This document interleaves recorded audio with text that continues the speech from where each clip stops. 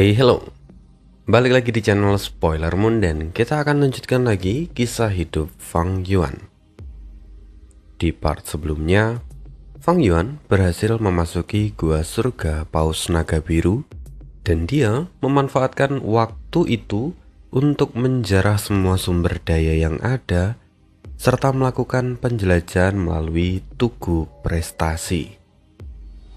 Di bagian akhir part kemarin, kita juga mendengar kalau Fang Yuan akhirnya bertemu dengan Xiaolin, karakter yang kalau di dalam kehidupan sebelumnya Fang Yuan bantu untuk menjadi seorang saintis. Dan karena Fang Yuan membantu Xiaolin, akhirnya Fang Yuan pun berhasil tiba ke tempat Gu Penyesalan dan mendapatkan Gu Penyesalan. Nah, di kehidupan ini, bagaimana kira-kira alur yang akan dibuat oleh Fang Yuan? Kita akan simak kisahnya di part 404. Kini Fang Yuan membawa Xiaolin ke sebuah desa nelayan kecil dan bertemu dengan kepala desa itu. Mirip seperti di kehidupan sebelumnya. Dan setelah pertemuan terjadi, Fang Yuan langsung melakukan pencarian jiwa kepada semua orang. Seluruh desa seketika jatuh dalam keadaan seperti kesurupan. Tapi kemudian mereka pulih tanpa meninggalkan kecurigaan sedikit pun. Setelah mengumpulkan semua informasi, Fang Yuan membandingkannya dengan kehidupan sebelumnya. Dan hasilnya sama persis. Tidak ada yang berubah dari desa itu. Lalu seperti sebelumnya, Fang Yuan menggunakan identitasnya sebagai Master Gu Pengembara untuk berinteraksi dengan para penduduk desa. Dan setelah itu, dia mengajarkan cara memurnikan Gu cangkang air serta memberikan juga resepnya. Karena kebaikan Fang Yuan, seluruh penduduk desa merasa sangat berterima kasih dan juga berhutang budi.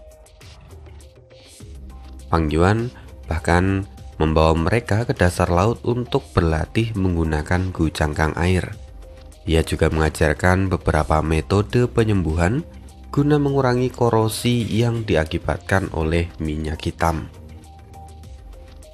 Tapi tentu semua yang diajarkan oleh Fang Yuan tetap berada di dalam batas kemampuan mereka.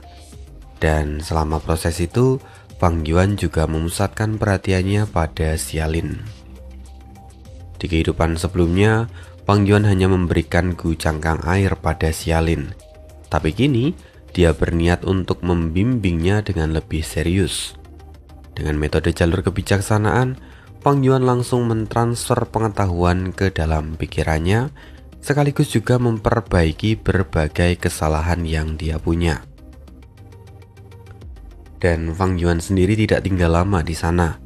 Saat dia hendak pergi, seluruh penduduk desa berlutut dan mencoba menghentikannya. Xiaolin pun ingin mengikutinya, tetapi Fang Yuan menghentikan mereka. Dia mengatakan bahwa dia harus pergi dan tidak bisa bersama mereka. Singkat cerita, Fang Yuan menyelesaikan misi di sana dan akhirnya kembali ke tugu prestasi. Kali ini, poin prestasinya meningkat 10 poin. Misi awal di tugu prestasi tergolong sederhana dengan imbalan berkisar 1-10.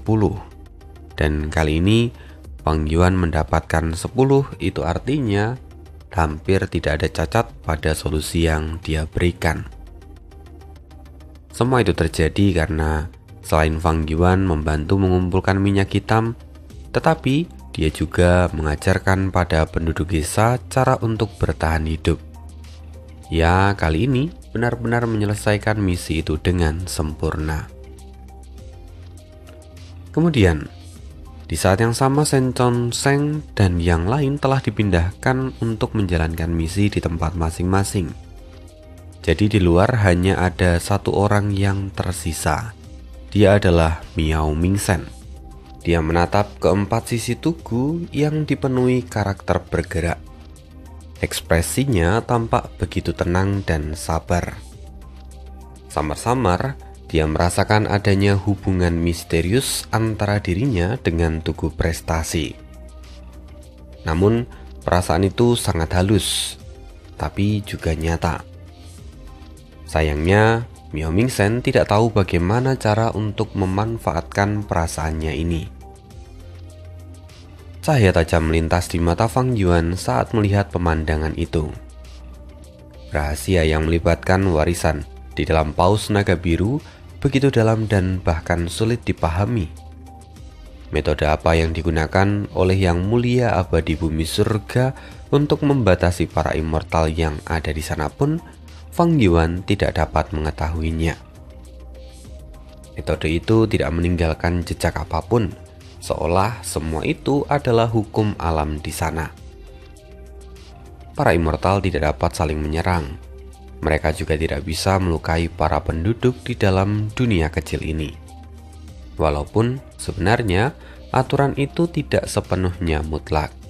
Sebagai contoh, pada misi sebelumnya, Fang Yuan telah melakukan pencarian jiwa terhadap para manusia.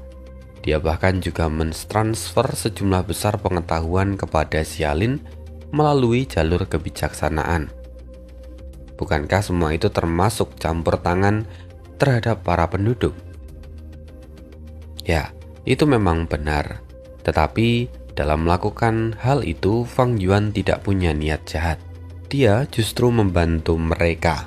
Dan karena itulah tindakan Fang Yuan tidak dibatasi. Sebaliknya, kalau dia punya niat buruk, metode itu tidak hanya akan gagal, tetapi juga akan menimbulkan serangan balik. Lalu contoh lain adalah pengumpulan minyak hitam di dalam misi ini. Minyak hitam yang berlebih bahkan disimpan oleh Fang Yuan di dalam apertur abadinya. Secara umum, selain material abadi di pulau awal, para immortal tidak punya izin untuk mengambil sumber daya dari wilayah lain untuk kepentingan pribadi. Namun, Fang Yuan berhasil mengambil minyak hitam di sekitar pulau untuk menyelesaikan misinya. Tindakannya itu mengurangi tanda dao jalur makanan di area yang ada di sana, sehingga memberi ruang bagi sumber daya lain untuk berkembang. Nah, hal ini justru menguntungkan ekosistem dari pulau secara keseluruhan, sehingga apa yang Fang Yuan lakukan tidak dianggap sebagai pelanggaran. Dengan demikian, maka Fang Yuan tidak hanya menyelesaikan misi ini, tetapi juga memperoleh keuntungan tambahan. Misi pengumpulan minyak hitam ini jelas jauh lebih menguntungkan dibandingkan dengan misi yang lain. Selain itu, dalam kehidupan sebelumnya, Miao Mingsen dan yang lain juga telah menemukan banyak hal. Dan kini semua informasi itu menjadi keuntungan bagi Fang Yuan. Fang Yuan melangkah perlahan mendekati Tugu Prestasi. Suara langkahnya mengacaukan lamunan Miao Mingsen. Dia berbalik dan matanya tampak terkejut ketika mengenali sosok di depannya. Zhu Ying, kau di sini. Fang Yuan tersenyum tipis. Saudara Miao, hubunganmu dengan Tugu Prestasi saat ini terlalu lemah. Koneksi itu hanya membantumu menemukan tempat ini. Itu tidak akan banyak berguna setelahnya. Dan aku sarankan agar kamu fokus menyelesaikan misi serta mengumpulkan lebih banyak poin prestasi yang ada. Sikap sopan Fang Yuan membuat Miao Mingsen terkejut. Dia masih mengingat dengan jelas bagaimana sebelumnya Fang Yuan dengan dingin mengusir Shen Tan dan Shen Chongsheng. Oleh karena itu, Miao Mingsen tampak terpaku pada kata-kata Fang Yuan dan hatinya pun terasa bergetar. Dalam hati dia bergumam, dia benar-benar mengetahui hubunganku dengan Tugu Prestasi ini. Padahal ini adalah rahasia yang tak pernah kuucapkan kepada siapapun. Bagaimana dia bisa tahu? Kecuali dia juga bisa merasakan lokasi paus naga biru sepertiku. Atau mungkin dia punya jenis koneksi yang lain. Dia menatap Fang Yuan dengan seksama, Sosok di hadapannya terasa semakin sulit untuk ditebak. Keraguan memenuhi benaknya. Dia sempat ingin bertanya, tapi pada akhirnya dia memilih untuk diam. Dia tahu, memaksa Fang Yuan tidak akan membawa hasil. Dia sendiri telah menyaksikan bagaimana Fang Yuan dengan dingin mengusir Shen Chongsheng dan yang lain. Jika dia ingin memberitahuku, maka dia pasti akan bicara dengan sendirinya. Kalau aku bertanya, aku juga tidak akan mendapatkan apapun. Miao Mingzhen tampak menghela nafas dalam hati. Fang Yuan melangkah melewatinya. Jarinya menunjuk salah satu baris pada tugu prestasi. "Tugas ini cocok untukmu," katanya santai. "Selesaikan dan kumpulkan poin prestasimu. Jangan hanya melakukan kebaikan di permukaan. Lebih baik jika kamu mengajari mereka cara untuk bertahan daripada sekedar membantu mereka sesaat." Tubuh Miao Mingzhen sedikit bergetar. Dia menelan ludah sebelum berkata pelan, "Terima kasih." "Sama-sama," jawab Fang Yuan sambil tersenyum tipis. Bimbingan itu jelas bukan tanpa tujuan. Di satu sisi, Fang Yuan menanam benih perpecahan di antara kelompok mereka demi keuntungannya sendiri. Di sisi lain, dia juga mulai menyusun langkah untuk mempengaruhi kekuatan di Laut Timur. Rahasia kemampuan Miao Mingzhen baru terungkap di kehidupan sebelumnya setelah banyak usaha. Saat itu para immortal telah membuat berbagai dugaan yang cukup akurat. Miao Mingzhen sendiri memiliki reputasi yang baik di dunia immortal Laut Timur. Jika dia terpojok oleh Shen Chongsheng, besar kemungkinan dia akan direkrut oleh tokoh besar seperti leluhur Laut Qi ataupun Wu Shuai. Kemudian, Fang Yuan sekarang tidak langsung mengambil misi baru. Dia justru menuju sisi lain dari tugu prestasi, lalu menukarkan gelar. Dalam sekejap, lebih dari 100 poin prestasi miliknya menyusut hingga menjadi 1 digit. Peringkatnya pun jatuh dari posisi pertama menjadi yang terakhir. Perubahan itu tentu menarik perhatian Miao Mingzhen. Matanya berbinar, pikirannya dipenuhi spekulasi. Apa yang sebenarnya dia tukarkan dengan lebih dari 100 poin prestasi itu? Tanpa menjelaskan apapun, Fang Yuan lalu menerima misi yang lain dan menghilang dari sana. Miao Mingzhen segera mendekati sisi tugu yang lain, mencoba memeriksa daftar yang ditukarkan. Namun, jumlah pilihannya ada terlalu banyak. Hadiah dengan nilai yang setara dengan yang ditukarkan Fang Yuan sangat beragam. Bahkan, bisa berupa kombinasi dari beberapa item. Dia tidak dapat memastikan jawabannya. Rasa penasarannya menjadi semakin kuat. Dia yakin tindakan Fang Yuan pasti punya makna yang mendalam. Apakah dia sengaja menunjukkan niat baik agar aku membantunya menyembunyikan informasi ini? Miao Mingzhen bertanya-tanya, tetapi dia segera menyingkirkan pikiran itu. Bagaimanapun, poin prestasi bersifat terbuka. Jadi cepat atau lambat, semua orang akan menyadarinya. Sementara itu, kini Fang Yuan telah dipindahkan ke dasar laut. Air laut di sana keruh, pasir berputar dan gelombang kacau menyapu sekitar. Di tengah kekacauan itu, seekor makhluk raksasa mengamuk. Itu adalah salamander, raja harimau. Tubuhnya licin tanpa sisik. Kepalanya besar dan lebar dengan anggota tubuh pendek namun kokoh. Cakarnya tajam, giginya mengerikan dan insangnya bergetar seperti kumis harimau. Salamander itu kini mengamuk tanpa kendali. Dia mengacaukan seluruh wilayah di sekitarnya. Misi Fang Yuan adalah menekan salamander ini. Tapi dia tidak langsung bergerak. Dia mengamatinya lebih dulu. Tak lama alisnya tampak berkerut. Dia tidak menemukan penyebab dari kegilaan salamander itu. Tidak ada kelainan pada tubuhnya maupun jiwanya. Namun, perilakunya benar-benar di luar kendali. Bahkan dia juga mulai melukai dirinya sendiri. Jelas sekali bahwa kini salamander itu telah kehilangan akal sehatnya. Saat Fang Yuan mencoba mengujinya, Fang Yuan menyadari bahwa kekuatan tempur dari salamander itu telah melonjak hingga setara dengan binatang buas kuno terpencil. Situasi ini sama seperti yang dialami oleh kelompok Miao Mingsen di kehidupan sebelumnya. Di masa lalu, Fang Yuan sendiri tidak menghadapi misi ini. Kini, bahkan dengan pengetahuan dan pengalamannya, dia tidak mampu menembus keanehan itu. Padahal, salamander itu memiliki nilai yang besar bagi lingkungan. Dia mampu menelan pasir dan garam, memurnikan air laut dan menjadikannya bersih sehingga layak dikonsumsi. Keberadaannya pun sering menjadi inti dari ekosistem laut yang bersih. Jika memungkinkan, Fang Yuan sebenarnya tidak ingin membunuhnya. Menjinakkannya itu akan memberinya poin prestasi yang jauh lebih besar.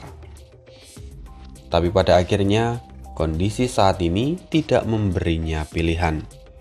Fang Yuan pun akhirnya mengambil tindakan.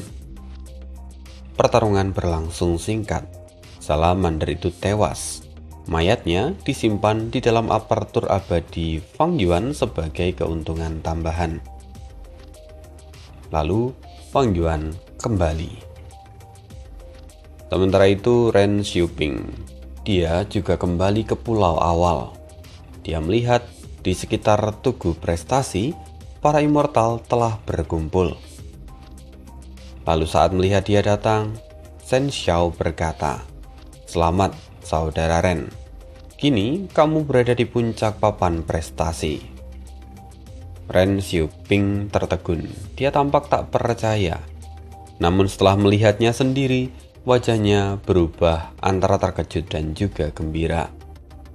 Namanya kini benar-benar berada di posisi pertama, bahkan melampaui Shen Chongsheng. Shen Chongsheng berdiri tak jauh dari sana. Ekspresinya tampak muram. Ren Xiuping yang awalnya merasa bangga, kini sedikit waspada. Tatapan Shen Chongsheng beralih kepadanya. Dengan cepat Ren Xiuping menunduk dan memberi hormat. Shen Chongsheng mengangguk dan berkata, "Menurutmu, apa yang ditukar Cu Ying hingga peringkatnya jatuh ke posisi terakhir?" Ren Xiuping terdiam sejenak. Baru saat itu dia menyadari apa yang sebenarnya telah berubah. Dia tampak mengernyitkan dahi dan berkata, "Kalau orang itu rela mengorbankan begitu banyak poin prestasi, maka apa yang dia tukarkan pasti sangat berharga baginya." Jika sesuatu itu bermanfaat bagi Fang Yuan, maka kemungkinan besar itu juga akan berguna bagi orang lain. Tapi apa itu sebenarnya? Para immortal telah berdiskusi cukup lama, tetapi mereka belum menemukan jawabannya sampai sekarang. Tiba-tiba, cahaya putih berkilat dan Fang Yuan muncul kembali di hadapan mereka. Pada saat yang sama, tugu prestasi berubah drastis. Nama Fang Yuan melesat ke puncak sekali lagi. Cu Ying dengan 98 poin prestasi. Untuk sesaat seluruh immortal di sana terdiam. Tidak ada seorang pun yang mampu berkata-kata. Misi kecil itu memberikan 1 hingga 10 poin prestasi. Sementara misi menengah menghasilkan 11 hingga 100 poin prestasi. Fang Yuan menukarkan poin prestasinya dengan gelar orang baik, yang mana itu memberinya akses ke misi tingkat menengah. Dan misi yang diselesaikan Fang Yuan jelas berada di tingkat immortal. Salamander Raja Harimau yang dia hadapi sebelumnya adalah binatang buas peringkat 6, tetapi kekuatan tempurnya telah mencapai peringkat 7. Jadi, kesulitannya jelas telah melampaui batasan manusia fana. Tapi meski begitu, semakin tinggi kesulitan yang dihadapi, maka semakin besar juga imbalannya. Jadi aku memperoleh lebih dari 90 poin prestasi kali ini. Namun, alasan bahwa poinku tidak sampai 100 adalah karena aku mengambil mayat dari salamander itu. Kalau kubiarkan, maka tanda Dao pada tubuhnya pasti akan menyebar dan memperkuat lingkungan sekitar. Fang Yuan tampak merenung. Dia sebenarnya tahu cara untuk mendapatkan poin yang lebih banyak. Namun, kali ini dia sengaja melakukan itu. Dia ingin menyelidiki penyebab dari kegilaan yang dialami oleh salamander Raja Harimau. Sehingga dia memilih untuk membawa mayatnya guna diteliti lebih lanjut. Dalam kehidupan sebelumnya, Miao Ming Sheng dan yang lain pernah menghadapi situasi serupa. Mereka telah menelitinya bersama, tetapi mereka tidak menemukan penyebabnya. Dan kali ini, Fang Yuan berniat untuk mengungkapnya sendiri. Dan tugu prestasi dengan ekspresi campur aduk. Mereka telah bersusah payah menyelesaikan misi, tetapi mereka hanya memperoleh paling banyak 10 poin prestasi. Sementara Fang Yuan, dia bisa meraih lebih dari 90 poin prestasi dalam satu keberhasilan. Perbandingan itu jelas terasa menyesakkan. Misi kecil memang mudah diselesaikan tetapi memakan waktu. Sebaliknya, misi menengah jauh lebih efisien dalam mengumpulkan poin prestasi. Lalu, kini mereka melihat Fang Yuan kembali mendekati tugu prestasi. Berbagai emosi muncul di hati mereka. Iri, penasaran, dan bahkan putus asa bercampur aduk. Dengan kesempatan seperti ini, Fang Yuan telah melaju jauh di depan, sementara mereka tertinggal tanpa harapan untuk mengejar. Dia sempat melirik Miao Ming Sheng. Dia berniat meminta penjelasan kepada Fang Yuan. Namun Miao Ming Sheng menggelengkan kepala dan menghentikannya. Kemudian di sisi lain, Shen Chongsheng memberi isyarat kepada Shen Xiao. Tanpa pilihan, Shen Xiao maju dengan senyum terpaksa. Saudara Zhu, sebutkan saja harga yang kamu inginkan. Selama kami mampu, kami pasti akan memenuhinya. Dia tampak menelangkupkan tinjunya dan bicara dengan sopan. Fang Yuan tersenyum tipis. Kau ingin tahu bagaimana aku memperoleh poin prestasi sebanyak ini? Shen Xiao segera menjawab dengan hormat. Benar sekali. Kami berharap saudara Zhu Ying bersedia berbagi. Dengan fondasi dari klan Shen, kami tidak akan mengecewakanmu. Kamu juga akan mendapatkan persahabatan dari kami. Kali ini mereka mengubah pendekatan mereka dari tekanan menjadi negosiasi.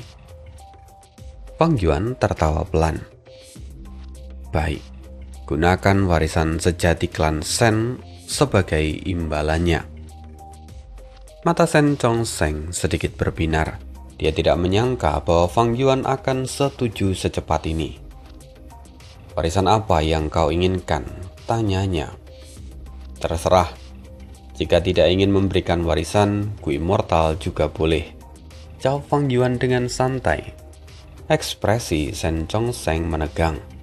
Memberikan Ku Immortal itu jelas mustahil. Dia segera mengeluarkan Gufana jalur informasi dan melemparkannya. Fang Yuan memeriksa isinya. Itu adalah bagian dari warisan sejati jalur transformasi, tetapi tidak lengkap. Bagian intinya masih disimpan. Fang Yuan mendecakkan lidah, lalu melemparkan Gu itu kembali. Yang lain, katanya. Shen Chongsheng menghapus isiku itu dan menggantinya dengan informasi baru, tetapi tetap tidak lengkap. Fang Yuan memeriksanya, lalu mengangguk ringan. Satu lagi. Nada Shen Chongsheng mulai menjadi dingin. Cuying, berapa lagi yang mau kau lihat? Fang Yuan menatapnya dengan serius. Tenang saja, aku bukan orang yang akan menarik kata-kataku. Mereka yang menganggap orang lain bodoh justru adalah orang yang paling bodoh. Dia berhenti sejenak lalu melanjutkan. Berikan sebagian suara gelombang konstan dan aku akan menjelaskan alasan dibalik perolehan poin prestasiku. Baiklah, aku akan mempercayaimu kali ini.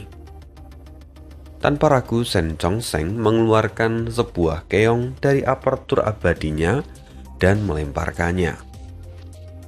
Keong itu seukuran telapak tangan, tapi itu adalah seekor binatang buas kuno terpencil.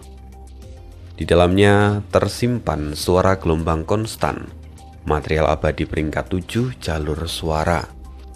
Produk khas milik klan Shen yang mampu menghasilkan suara tanpa henti selama bertahun-tahun. Fang Yuan memeriksanya dengan seksama. Dia tidak menemukan jebakan dan kemudian menyimpannya ke dalam apertur abadi berdaulatnya. Fang Yuan memandang Shen Chongsheng dan tersenyum tipis. Kalau begitu, akan kuungkap rahasia ini. Apakah kamu ingin mendengarnya secara pribadi atau kukatakan saja di sini? Kini giliran Shen Chongsheng yang terdiam sejenak. Namun keraguannya hanya berlangsung singkat. Dia tersenyum dan berkata, "Tidak perlu disembunyikan, katakan saja di sini." Sikapnya menunjukkan wibawa dari seorang pemimpin berpengalaman. Bahkan pihak Miao Mingzhen pun tak bisa menahan diri untuk mengembangkan sedikit rasa hormat. Tapi dalam hati, Miao Mingzhen mencibir dingin. Tidak ada ruang negosiasi di sini. Shen Chongsheng tidak bisa menekan Cuying. Ini jelas upaya untuk menabur perpecahan. Jika informasi ini bisa disampaikan secara pribadi, maka di masa depan dia juga bisa memberikannya kepada orang lain. Shen Chongsheng tahu, jadi dia terpaksa membukanya di depan umum. Fang Yuan tersenyum lalu berkata, "Bagus, kemurahan hati Tuan Shen Chongsheng memang mengagumkan." Dia lalu berbalik dan menempelkan telapak tangannya pada tugu prestasi. Tulisan-tulisan pada permukaan tugu prestasi mulai berubah. Tapi kali ini isinya benar-benar berbeda. Kabut 1000 jiwa muncul di Gunung Cahaya Putih. Makhluk hidup membutuhkan bantuan untuk membersihkannya. Formasi di pulau pemisah rusak dan mengganggu kehidupan penduduk serta perlu diperbaiki. Ada beberapa lagi informasi yang lain. Dan ketika para immortal melihatnya, mereka tercengang. Tingkat misi itu jelas berbeda dengan yang mereka ambil sebelumnya. Kabut 1000 jiwa saja sudah merupakan material abadi jalur jiwa peringkat 7.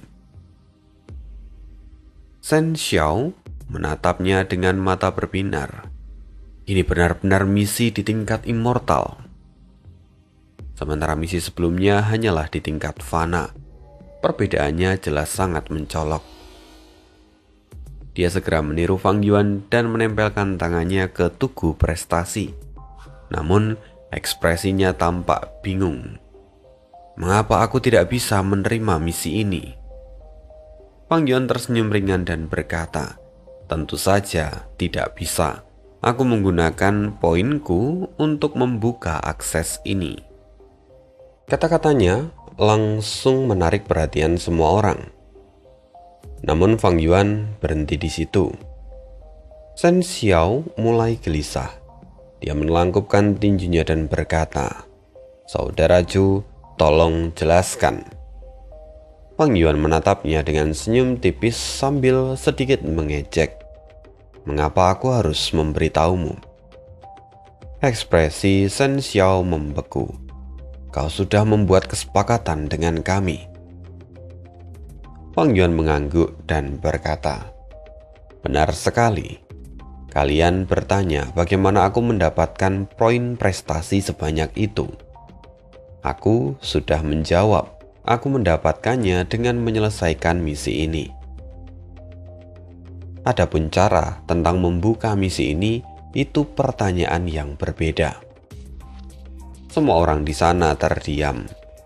Wajah Shen Chongsheng menjadi gelap, sementara anggota klan Shen menatap Fang Yuan dengan kemarahan yang tak lagi disembunyikan. Shen Xiao tertawa kaku. Saudara Chu benar-benar ahli dalam berdagang. Satu jawaban ditukar dengan material abadi peringkat 7 milik klan kami. Fang Yuan mengangguk ringan dan berkata, suara gelombang konstan klan Sheng memang luar biasa. Aku mendapatkan keuntungan besar kali ini. Namun, aku tidak berbohong ataupun memberikan informasi palsu. Nada bicaranya tenang, seolah dia berdiri di atas kebenaran. Dan hal itu justru membuat para immortal menjadi semakin geram. Amarah Shen Chongsheng pun memuncak. Sebagai seorang ahli jalan kebenaran peringkat 8, dia merasa dipermainkan oleh seorang immortal peringkat 7 tanpa reputasi. Ini jelas adalah penghinaan besar. Tapi dia tetap menahan diri. Sambil tertawa keras dia bertepuk tangan. Zhu Ying, kau benar-benar mengesankan. Kau mendapatkan material itu dengan kecerdikanmu sendiri. Itu adalah kemampuanmu. Klan Shen tidak akan mempermasalahkan hal kecil seperti ini. Dia melangkah maju sedikit dan berkata lagi, sekarang mari kita buat kesepakatan lain. Sebutkan apa yang kau inginkan untuk informasi tentang cara membuka misi-misi itu. Para immortal memandang Fang Yuan dengan penuh rasa iri. Fang Yuan mendapatkan material abadi peringkat 7 dengan begitu mudah. Tapi dari sudut pandang Shen Chongsheng, itu adalah harga yang layak untuk sebuah informasi penting. Sayangnya Fang Yuan menggelengkan kepala. Aku tidak berniat menjualnya. Kalian bisa mencobanya sendiri. Tatapan Shen Chongsheng mengeras. Zhu Ying, sebaiknya kau memikirkan ini dengan sungguh-sungguh. Fang Yuan tidak menjawab. Tubuhnya kemudian menghilang dalam kilatan cahaya putih. Shen Chongsheng benar-benar kehilangan muka. Zhu Ying, tunggu saja ketika nanti kita keluar dari gua surga Paus Naga Biru. Amarahnya membuncah. Fang Yuan tidak peduli. Dia harus mempertahankan keunggulan di papan prestasi itu. Lagi pula, ini adalah bagian penting dari rencananya. Kali ini, Fang Yuan tidak hanya sekedar menabur benih perpecahan, dia bahkan telah menggali lubang yang sangat dalam. Dan dia yakin Shen Chongsheng pasti akan jatuh ke dalamnya. Fang Yuan juga menyadari satu hal, bahwa misi menengah bisa ia selesaikan sendiri. Meskipun di atas itu masih ada misi besar. Misi semacam itu membutuhkan kerjasama dari beberapa immortal. Meski dia memiliki bawahan di apertur abadi, tapi mereka tidak bisa digunakan di sini. Metode dari Yang Mulia Abadi Bumi Surga membatasi semua itu. Hanya para immortal yang dipilih sejak awal yang bisa masuk, keluar, serta menerima dan menyelesaikan misi. Lalu setelah kepergian Fang Yuan, suasana di sekitar tugu prestasi menjadi berat. Shen Chongsheng segera mengambil langkah. Dia memerintah para immortal untuk menggunakan poin prestasi mereka guna menukarkan berbagai hadiah. Tujuannya jelas, untuk menemukan apa yang sebelumnya ditukar oleh Fang Yuan. Miao Mingzhan dan kelompoknya jelas tidak menyukai ide itu. Namun mereka tidak punya pilihan. Menentang seorang ahli peringkat 8 bukanlah keputusan bijak. Shen Zhongsheng terus menatap tajam ke arah permukaan tugu prestasi. Di balik sikap tenangnya, kegelisahan mulai terlihat. Sebagai tetua tertinggi pertama klan Shen dan juga ahli peringkat 8, dia berdiri di puncak dunia kultivasi Gu. Namun, di hadapan warisan sejati bumi surga, pondasinya benar-benar terasa dangkal dan tak berarti. Fang Yuan yang telah membuka akses ke misi menengah, itu membuat dia selangkah lebih dekat dengan warisan bumi surga. Dan Shen Zhongsheng tidak punya pilihan selain mengejarnya. Meskipun tujuan awalnya berbeda, warisan sejati bumi surga kini berada tepat di depan mata. Dia tidak mungkin mundur tanpa mengusahakan dengan maksimal. Karena itu, walau menyadari Fang Yuan sedang menabur perpecahan, dia tetap memaksa para immortal lain untuk menukar berbagai hadiah. Untuk meredakan ketegangan, dia bahkan mengeluarkan material abadi miliknya sebagai kompensasi kepada semua orang. Tapi jelas bahwa nilai material abadi itu tidak sebanding dengan potensi warisan sejati bumi surga. Sayangnya, para immortal terpaksa patuh karena otoritasnya. Namun kebencian dalam hati mereka menjadi semakin dalam. Shen Zhongsheng perlahan mulai kehilangan dukungan. Dan yang lebih buruk, tidak satupun dari hadiah yang mereka tukarkan memberikan akses ke misi menengah. Jumlah pilihannya ada terlalu banyak. Bahkan setelah mengeliminasi beberapa, masih ada 3 kemungkinan yang tersisa. Shen Zhongsheng merasakan sakit kepala. Waktu terus berjalan. Sekarang aku harus bertaruh, pikir Shen Zhongsheng. Setelah mengambil pertimbangan, dia akhirnya memilih 1 dari 3 hadiah yang tersisa. Tapi begitu hasilnya muncul, wajahnya seketika menjadi gelap. Salah, dia menggertakkan gigi. Taruhannya gagal. Poin prestasi yang mereka semua kumpulkan kini hampir habis. Namun hasilnya sangat tidak signifikan. Jangan-jangan gelar orang baik itulah kuncinya. Shen Zhongsheng melirik papan prestasi dan menghela nafas panjang. Kini poin prestasinya telah habis dan tidak mampu untuk menukar gelar itu. Maka dia harus memulainya dari awal. Tapi sebelum itu, dia harus menenangkan para immortal. Shen Zhongsheng berbalik dan semua orang memandangnya dengan wajah tidak puas. Dengan kefasihannya dia mencoba meredakan suasana, lalu kembali membagikan material abadi. Para immortal menerimanya, tetapi sikap mereka tetap menjadi dingin. Di dalam gua surga Paus Naga Biru ini, kekuatan tempur peringkat 8 miliknya tidak berarti dominasi mutlak. Dia tidak bisa bertindak sesuka hati. Inilah alasan utama mengapa pengaruhnya kini mulai runtuh. Di sisi lain, desir ombak terdengar lembut. Angin laut bertiup melewati wajah Fang Yuan saat dia berdiri di atas awan. Dia memandang ke bawah. Di bawahnya terbentang sebuah pasar laut. Pasar itu berpusat pada sebuah pulau kecil. Pulau itu dikelilingi rumah Gu berbentuk perahu yang mengapung di sekitarnya. Pasar laut merupakan tempat pertukaran sumber daya kultivasi. Biasanya, tempat itu memiliki lokasi yang tetap dan yang satu ini cukup terkenal.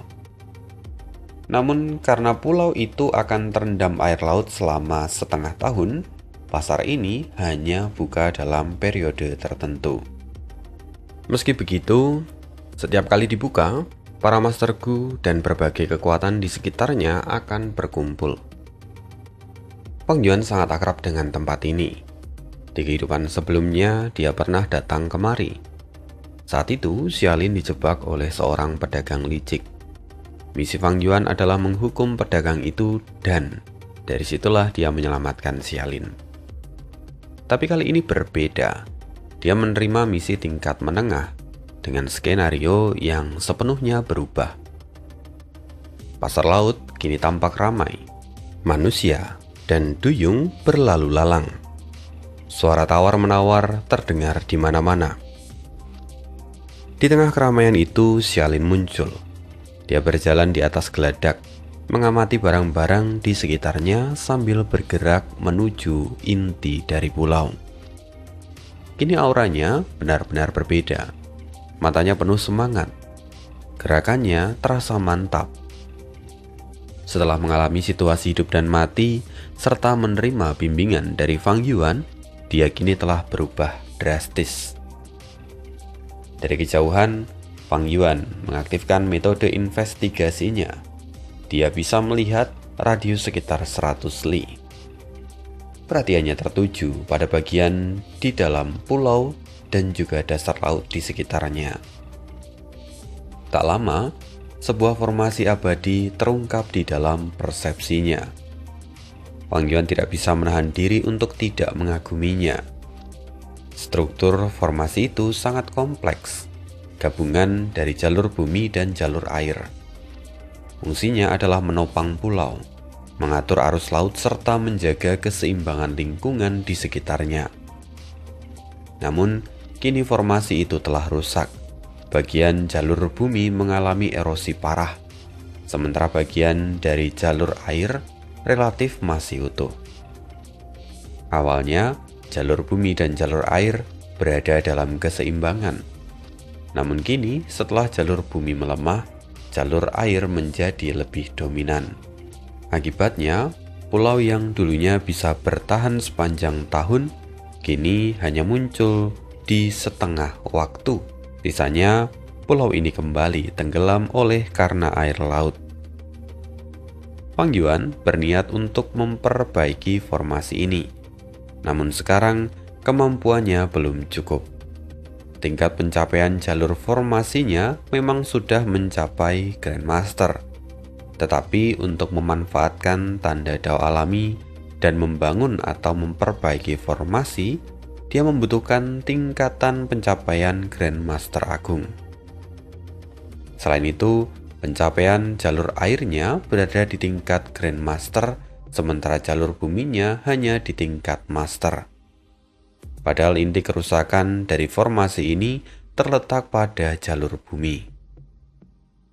Formasi ini bukan buatan dari Yang Mulia Abadi Bumi Surga, melainkan karya dari seorang Grandmaster jalur formasi, pikir Fang Yuan. Jika memang dibuat langsung oleh Yang Mulia Bumi Surga, skalanya pasti akan jauh lebih besar dan mendalam. Di dalam kehidupan sebelumnya, Fang Yuan telah mengetahui bahwa mereka bukan kelompok pertama yang memasuki Gua Surga Paus Naga Biru. Sudah ada pendahulu yang datang, dan mereka juga telah menerima misi dan meninggalkan jejaknya. Formasi ini kemungkinan besar merupakan peninggalan salah satu dari mereka. Fang Yuan berpikir, untuk sekarang tidak perlu terburu-buru. Jika perhitunganku tepat, sisi Wu Shuai akan segera memberikan keuntungan padaku. Sambil terus mengamati dan mengirimkan informasi kepada klon jalur waktu miliknya untuk dianalisis, Fang Yuan diam-diam turun dan menyatu dengan kerumunan mengikuti Xiaolin. Kini, Xiaolin memasuki sebuah rumah judi. Di atas pintunya tertera 3 kata, Rumah Giok Emas. Tempat ini jelas merupakan sarang pejudi kelas atas di kalangan manusia. Di dalamnya puluhan batu besar dipajang di aula. Di bagian belakang terdapat ruang-ruang khusus untuk membedah batu dan mencari gu. Kini Xiaolin datang ke resepsionis dan mengeluarkan seekor gu fana jalur informasi. Aku datang untuk melunasi hutangku. Beberapa bulan lalu, kakeknya meninggal. Biaya pemakaman dari para duyung sangatlah mahal. Hal itu memaksanya untuk meminjam Primeval Stone di tempat ini. Dan untuk melunasinya, dia mempertaruhkan nyawa mengumpulkan minyak hitam di parit bumi. Beruntung, dia bertemu dengan Fang Yuan dan dia selamat. Bahkan, dia menjadi lebih kuat. Kini, dengan bantuan gu minyak yang ia dapatkan, dia berhasil mengumpulkan cukup Primeval Stone. Petugas yang melayani Xialin adalah seekor duyung yang kini tampak terluka. Dan setelah menerima gu itu, dia tersenyum licik. "Nak, sepertinya kamu salah paham. Perjanjian kita tidak seperti ini." Xialin tertegun. "Apa maksudmu?" Para Master Gu di sekitar hanya menggelengkan kepala. Mereka sudah terbiasa dengan tipu daya tempat ini. Setelah berdebat, Xialin akhirnya menyadari kebenarannya. "Kalian benar-benar tidak tahu malu.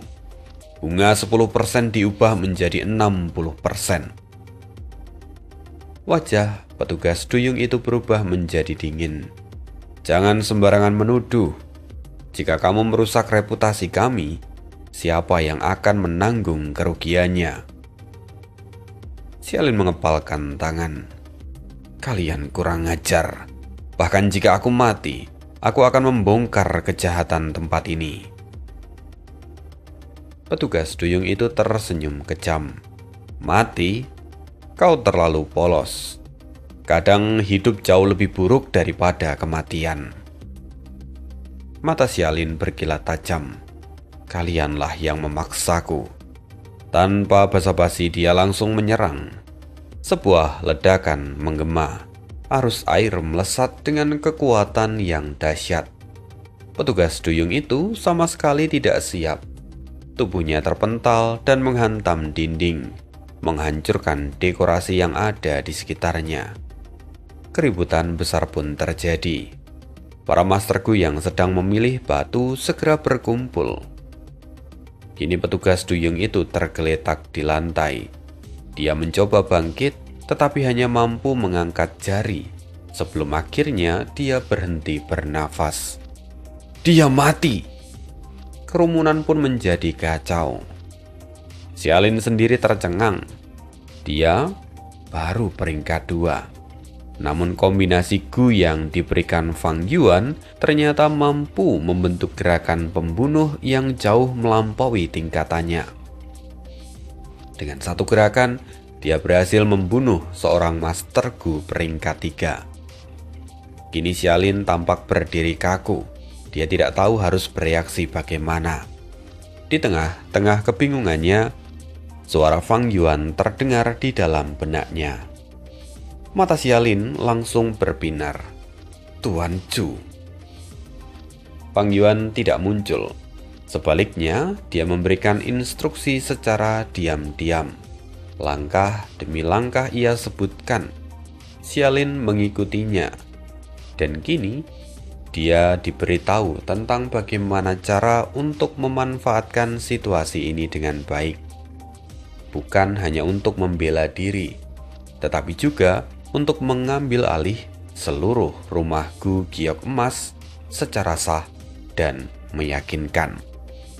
Inilah bagian menarik dari komik Master of Gu ini menurut Ane, bahwa dia memang kembali ke masa lalu dan kejadiannya pun serupa, di mana Fang Yuan berhasil masuk ke dalam gua surga naga biru, tetapi alur ceritanya itu benar-benar berbeda, dan itu membuat dia menjadi menarik untuk didengarkan.